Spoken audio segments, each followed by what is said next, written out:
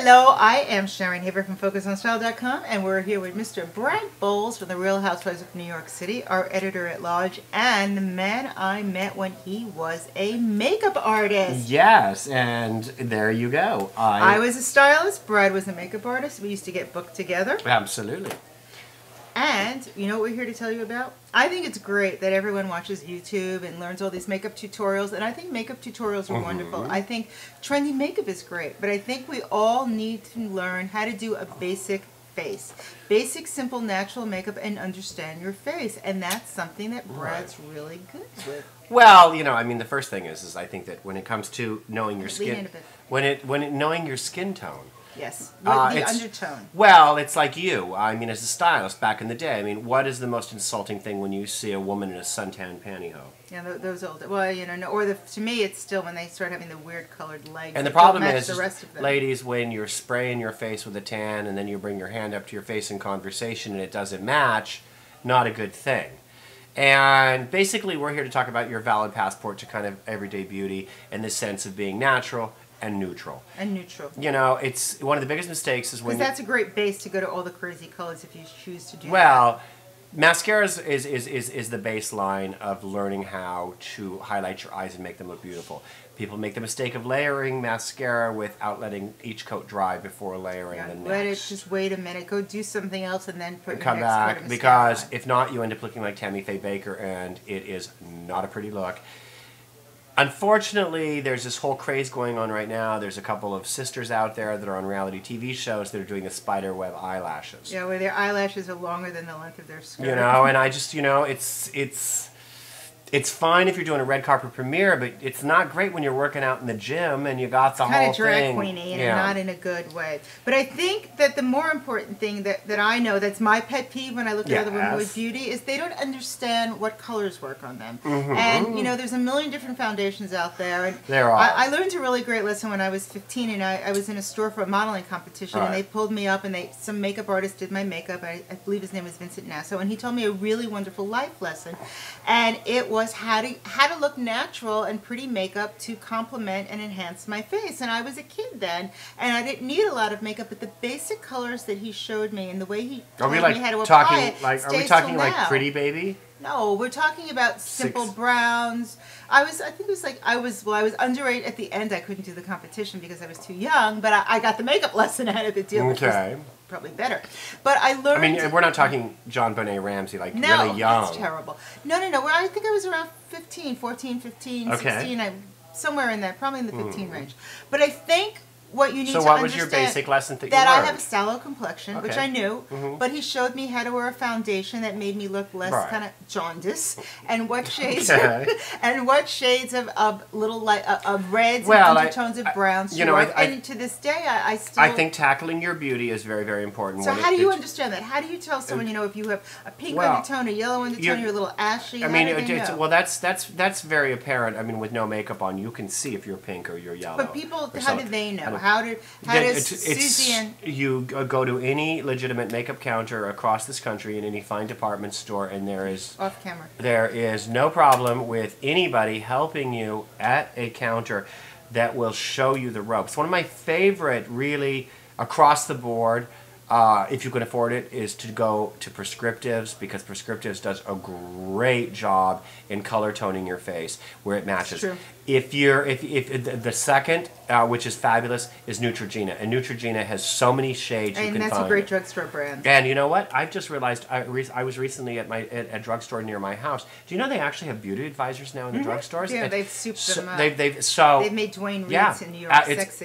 Across the country. Across the country. That's probably all took a lead from a Sephora. So once you can get your foundation right, as long as it's dewy and as long as it's not matte. And I think also a natural lipstick. Absolutely. One that has a little brown. You know, in the daytime, I mean, if you're going to play up your eyes, play down your lips. If you're going to play down your eyes, choose your focal points. You know, if you're going to work it, choose your focal point and make sure that you can use neutral tones. Now, determining how to work your eye makeup on your whether or not you're going to go full-on glam, you know, your hair color has a lot to do with it. One of the things that is amazing to me is Gwyneth Paltrow is a good example. She has blonde hair, she has blonde eyelashes, and she has blonde eyebrows. She's very pale. If she goes with a red lipstick on the red carpet, she's not going to do a major full-on black scarecrow eye. She's just not. And also, if you do happen to have a darker tan, don't wear a lot of heavy makeup. You know, that also is a focal point, is your skin color. So that you should be going for something that's a little more natural. Maybe add texture by way of a gloss. Well, and you also want to blend your lines. I mean, if your foundation is if you're having a problem, if your foundation stops here and there is a demarcation line, it's wrong. It doesn't work. So usually trying to figure out your skin tone when it comes to your foundations, leave it up to an expert if you can't figure it out. They're out there, they're available, whether or not it's a drugstore or a fine department store. You don't have to go crazy with price, but once you get the foundation down, that's for the rest of your life. You've got that figured out. And what about also where you put blush? And well, your blush is very important because your blush needs to hit the ball of your cheekbone, which is the apple, and it should go all the way to the back, and you should hit. It's also usually a good idea to smile. You hit the temple, you hit your forehead temple, and you also hit the bridge of your nose and the tip of your chin. And if you want to contour your face a little or look tan, what do you do for that? Well, the problem is you've got to be very careful. It's very tricky. There are a lot of bronzing powders out there. If you're going to use them, again, use them in the same premise. Hit the ball of the apple of your cheek, hit the temple, and again, you can brush the bridge of your nose. But other than that, be very careful. Bronzing powders tend to go very orange. Yeah, you wouldn't have it. Almost, you need one that's I mean, more like a brick color. Well, to the orange. I mean, you know, you always make reference to your favorite place in the country, which is Boca. I mean, you love Boca. So, I mean, there's the Boca thing. You don't want to look, the girls I went to high school with, you don't want to look sideswiped by the makeup Do you bag. want to do you like the Boca face? No. I think for me, when you want to put a little contour on, for me, you put a little bit under here, where it gives you more of a cheekbone. Right. Maybe a little on the tip of your nose, and a tiny bit here to sort of square off your jaw. But you don't want to put any more. And then after you do it, use a big, they call it a kabuki brush, the big fat brush, and blend it in. Yes, of course, absolutely. So you don't know that you're wearing contour. But what do you think? The term a certain age? A certain age to me, ladies, is when you reach 40. No, to me, because if you spend too much time in the sun, your skin could be horrible. Oh no, we're not. No, that's circumstances. I'm talking think it's a just certain when your skin is no longer when you're in your pliable. teens, you can wear all the fun colors on your eyes and kind of be a groovy little girl that's experimenting. In your 20s, you can kind of pull off the retro look and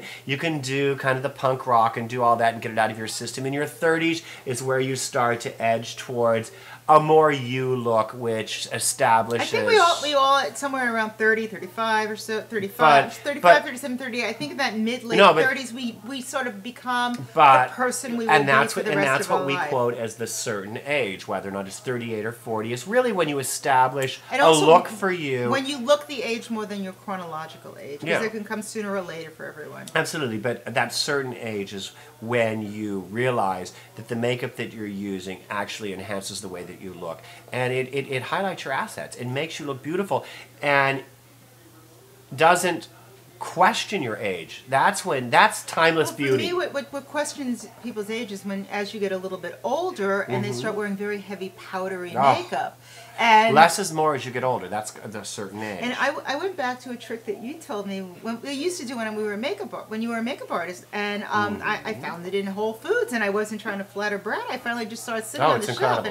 And when you're wearing makeup, it's a good idea if you powder it with a very loose natural powder or clear powder just to set your makeup. Absolutely. And then if you use a little spray, like a water spray, or to sort of, it'll keep the makeup on longer, but also you won't have that embalmed look. But then I found this thing which is genius because it's just all moisturizer. It's called NAPCA. I always get the letters backwards. NAPCA. NAPCA. And it's you just spray it on. You can find it in a health food store, but it lasts forever. And it hydrates your skin. It's incredible. We use it over the years. And your makeup stays on, and it gets a dewier, more natural, more youthful look, and it's great. But I think the real key here is if you the key, it is also, it's an ageless passport to timeless beauty, which is that you have this face which is right there in front of people. Because don't forget, that's the first thing people see.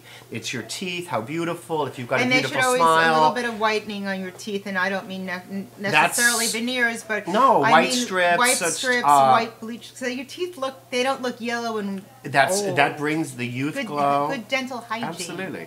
But remember, if you're good eyebrows. What about eyebrows? Well, eyebrows. We did that in another segment. But we're talking about now. I think for basic everyday let's beauty. Clean them up and let's just make sure. And let's have people not call us all the time. That's okay. They're calling in for a beauty tip. Anyway, make sure your eyebrows are clean, natural, and beautiful. We love you. FocusOnStyle.com. Take care, and we'll see you soon. Bye bye.